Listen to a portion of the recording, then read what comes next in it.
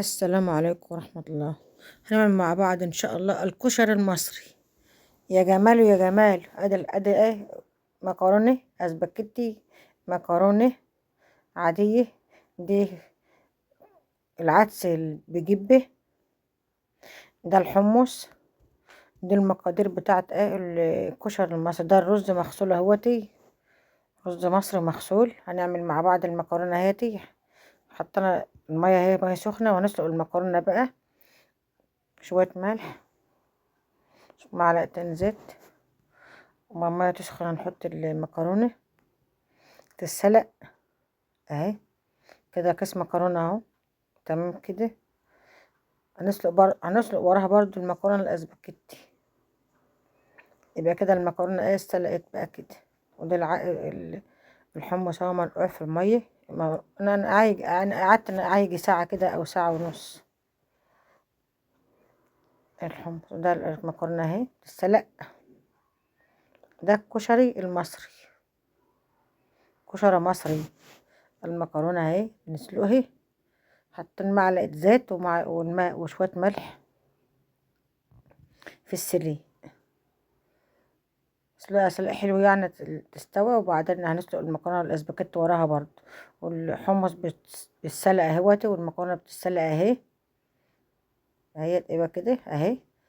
وهنعمل بقى مع بعض دلوقتي. هنعمل الرز الشعرية والرز والعدس بجبته مع بعض. هنحمر الشعرية والرز والرز معاه، مع الشعرية اهي. دي الشعرية هنحمرها، ونحط الرز معاه والعدس ابو جب، عشان ايه يعني الحلل ما يبقاش حلل كتير، لان هو عاوز حلل كتير.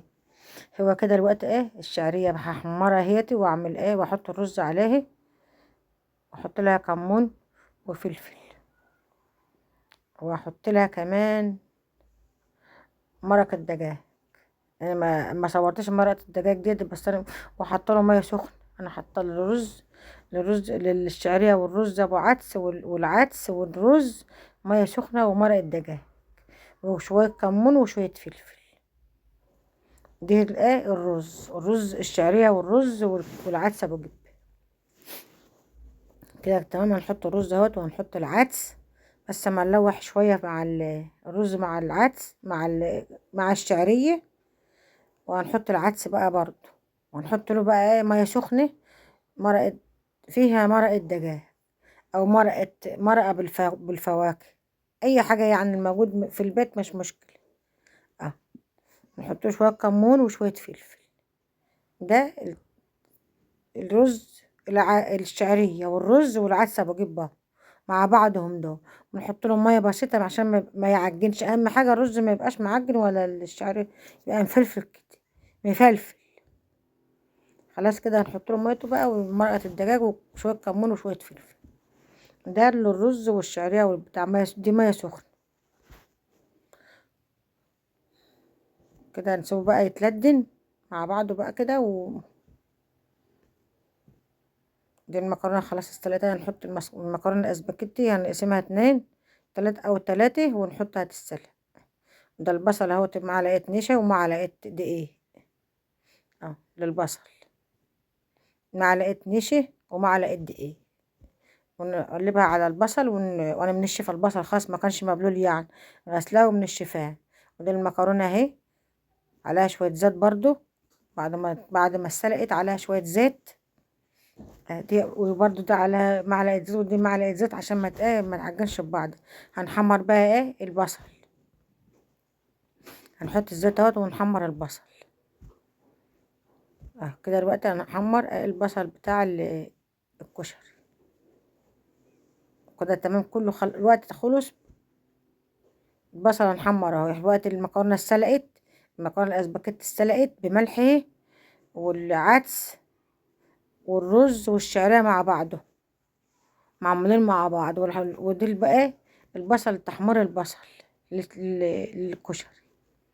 تحمير البصل للكشري هنعمل بعد البصل دي. هنعمل بقى ايه الصلصة والدقة.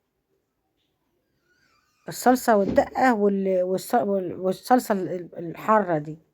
دي الصلصة بقى كده وبعدين هنعمل بقى بعد ما نخلص الصلصة دي هنعمل الدقة ديتي الصلصة بتاعة الكشري. دي الصلصة بتاع الكشري توم. الطماطم دي مش سبكة، بس هي عشان ما فيش فيها بصل، ما فيهاش بصل ولا حاجة، عشان هي دي بتتعمل بالثوم بس، والكمون وفلفلة، لا كمون وكزبرة، كمون وكزبرة ناشف. ده شوية سكر، دي معلقة سكر هنحط بقى الملح. دي الصلصة بتاع الكشري. دي الملح بقى. تمام كده، دي خلاص خلصت بقى الوقت، هنخلص ديتي وهنعمل برضو نجيب شطة. دي بقى الدقة، التوم، مية سخنة، ومعلقة توم، معلقتين خل، وعصرة ليمونة، وكمون أو ملح. دي الملح، دي الكمون اهوتي، وشوية كزبرة ونقلب بقى. دي وعصرة ليمون. دي بقى الصلصة الحارة اللي بتتحط الحارة دي. دي صلصة ديتي هرسة شطة، وشوية كزبرة ناشفة، وشوية كمون. شوية كزبرة ناشفة وشوية كمون، وشوية فلفل. ديت بقى الحرة بقى، ديت الحرة اللي مولعة دي. هناخد شوية بقى هنحط بقى شوية معلقة خل اهي. هنحط شوية من الدقة دي، الليمونة اهوت بتاع الدقة. هنجيب ناخد شوية مية من بتاع الدقة دي، نحطها على الحر بتاع الدقة بتاع الصلصة الحارة دي. كده تمام الصلصة وكله تمام كده الوقت. هنغرب بقى طبق اهوتي. دي الرز بالشعرية بالعدس. دي المكرونة اهي، وهنحط المكرونة اسباجيتي. دي طبقة، هنحط المكرونة اسباجيتي. هنحط بقى الحمص اهوتي، وهنحط بقى الصلصة بقى والبصل المتحمر، والدقة بقى نحط بقى اللي يعوز ياخد منها بقى، والحرة برضو اللي عاوز يحط شطة حرة يحط، ما يحط، ما كل واحد دي الشطة، ودي الصلصة، ودي الدقة. اللي عاوز يحط بقى يحط براحته. ودي البصل المحمر.